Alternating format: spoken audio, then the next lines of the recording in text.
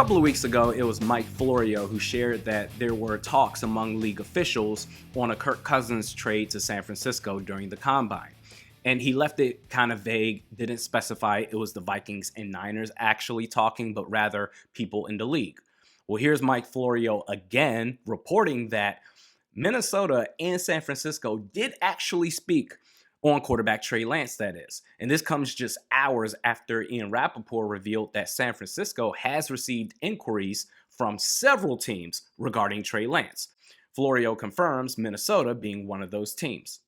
And it's funny because I saw that Brock Purdy said that he's unsure if he'll play at some point next season as he's recovering from the UCL injury in his right elbow. That was 2 days ago. And when I saw that quote, I said, man, this could tie into the Vikings. And now with this Trey Lance news, even more so, but not because of Lance. Lance is going to be the focal point all day long and beyond when talking about the Vikings. Is he going to fit in Minnesota? Can he learn a new system after being publicly demoted in the current system by John Lynch? A Lance to Jefferson connection. What does that look like? Kevin O'Connell. Can he work with him, develop him so that there's some chance that he lives up to the expectations of being a third overall pick? That's going to be the focal point in Vikings land, talking about Trey Lance, which if you want to argue about him, go ahead and do it. The bigger fish here, John Lynch. Brock Purdy is our quarterback when he's ready. Brock Purdy. I don't know if I'm going to be ready. You're clearly done with the Lance project. The only other quarterback on your roster currently is Sam Darnold.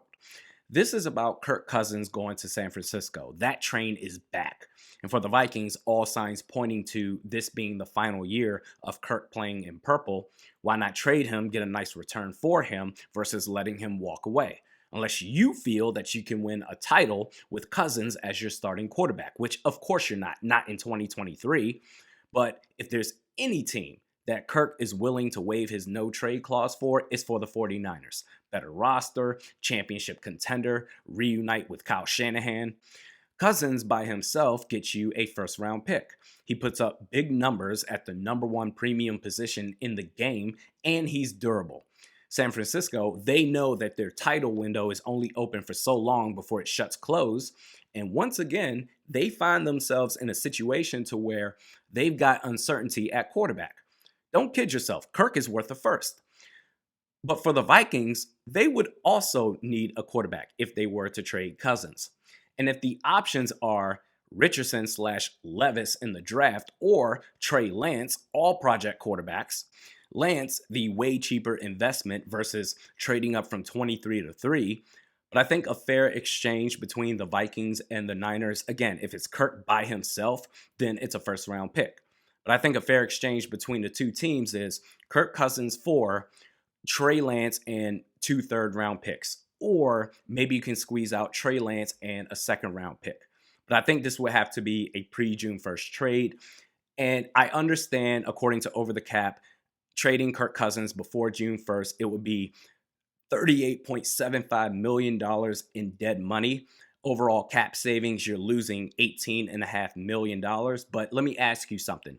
Would you rather deal with that right now, losing $18.5 million in cap, or $28.5 million in cap in the void year 2024? Because according to Over the Cap, if you make the trade before June 1st, that $28.5 million next year, that becomes the Niners' problem.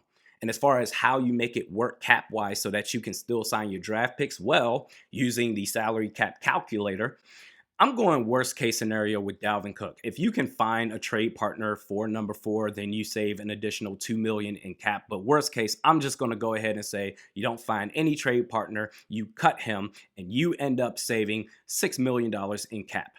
A simple restructure for Brian O'Neill, you save a little over $10 million in cap. And then lastly, do something with the Zadarius Smith contract. My God, he doesn't want to be here.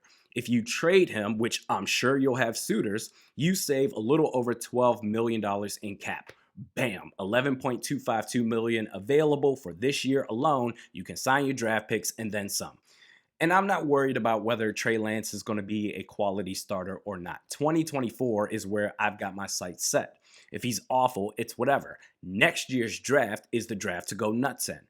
But you would at least have 2 third-round picks or a second, which actually San Francisco, they don't even have a second-round pick, so it would have to be a future second. So for the sake of this conversation, 2 third-round picks, 2 players that you can add to the roster before then addressing worst case scenario, the quarterback of the future in 2024. But if Lance is great, then next year you can use your first-round pick elsewhere.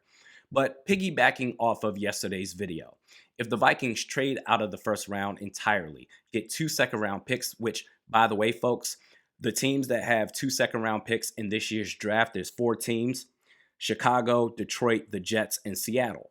2 seconds, pick 87, and 2 extra third-round picks from San Francisco. I'm thinking picks 101 and 102. Then dream scenario for me in this situation, your first 5 picks are Mozzie Smith, Keanu Benton, Byron Young, edge rusher from Tennessee, Xavier Hutchinson, wide receiver from Iowa State, and Henry To'oTo'o, linebacker from Alabama. But give Trey Lance a 1-year trial run. If he works out, then great. Give him the 5th-year option. If not, 2024 is the way to go for your quarterback of the future. And now comments time. Stiff Richards says, all this trade up to pick 3 hype is just that, hype. I'd bet my left kidney, Kwesi Adofo-Mensah, trades pick 23 for a second and third. Our first pick will be a cornerback. Write it down, Randy. Stiff Richards, let me tell you something right now. If we go corner with our first pick, then you know what's going to happen with no defensive line worth a damn. We're going to go through the entire year where we don't have a pass rush. The cornerbacks, they're chasing their assignments forever, each and every snap. That the following offseason leading up to the draft, we're going to see all these mocks and all these analytical talking points about why the Vikings should go corner with their first pick again. I'm tired of it. Build up the trenches first. Fire Lightning 16 says, if the Vikings trade down again, fans will go crazy on social media. I don't think fans should go crazy. Actually, do whatever it is that you want to do, but with only 5 picks to work with, trading back for the Vikings, that's the right move. Now, as far as how you go about doing it, the quality of your trades, that's a whole different topic of conversation, because this goes into the final comment made by John Beckish. He says, after last year's draft, I'm still not sold on Kwesi's draft and trading skills. Listen, man, that trade back in the first round last year with Detroit, I was furious. I'm still mad about it, to be honest. Because you gave up picks 12 and 46 for 32, 34, 66. Think about that. You allowed, if you're in Minnesota, you allowed Detroit to trade up 20 spots. And as a reward, you gave them pick 46 in the process as well. That was a terrible trade. If you only gave up pick 12 for 32, 34, 66, I would have said, all right, I think you could have got more, but it's a solid trade. Okay, fine. That was terrible. And all the analytics and the charts and the graphs and, oh my God, actually the Vikings won that trade. I was like, you guys are morons. Oh my God. But in his defense, it was his first draft. Let's give him an opportunity to learn from his wrongs. But trading down with only 5 picks, that's the right move to do.